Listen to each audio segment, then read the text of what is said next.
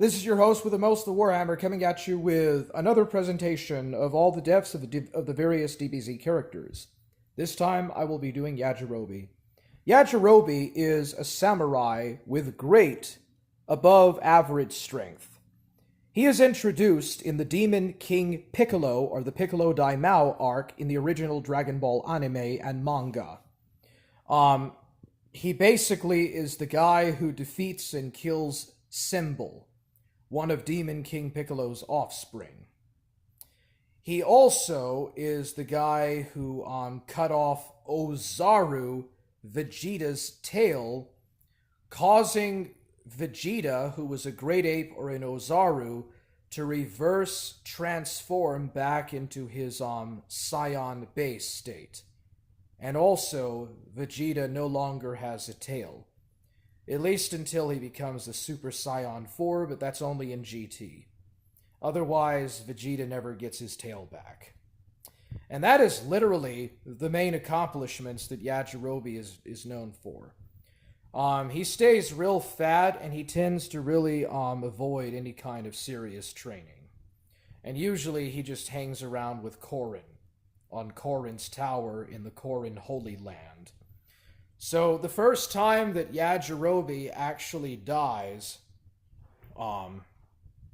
is when the original Kid Buu, or Pure Evil Buu, blows up the Earth. Yajirobe is at the top of Korin's tower when this happens, and he is incinerated and destroyed in the explosion. Yajirobe is brought back to life by the second wish of the Namekian Dragon Balls, which revive everyone who had died since the morning of the 25th Tenkaichi Budokai, other than those who had died of natural cause or who were evil, such as Babidi, Dabra, Puepue, Yakan, etc. Regardless, Yajirobe is brought back to life, but he still is as useless as he could ever be. In Resurrection F, when Super Saiyan Blue Vegeta defeats Golden Frieza, Frieza blows up the Earth, and Yajirobe dies, yet again, with the Earth exploding. However, with the Angel Attendant Whis, the flow of time is reversed, and Yajirobe does not die because the flow of time is reversed to events before Frieza being able to blow up the Earth. And Goku kills Frieza with the blue Kamehameha, thus preventing this from occurring again. In the Goku Black arc, it is very likely that Goku Black killed Yajirobe in the timeline where he had come from. Also, Infinite merged Zamasu. In the manga, he is basically composed of endless beings. He becomes a multiversal person singularity.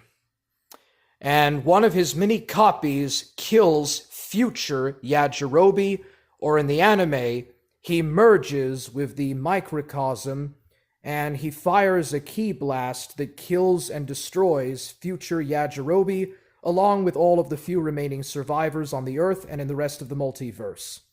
And when future Zeno destroys the entire multiverse to defeat and destroy infinite merged Zamasu, or bodiless Zamasu, he also destroys the afterlife. So Yajirobe, who is in the afterlife, is erased from existence.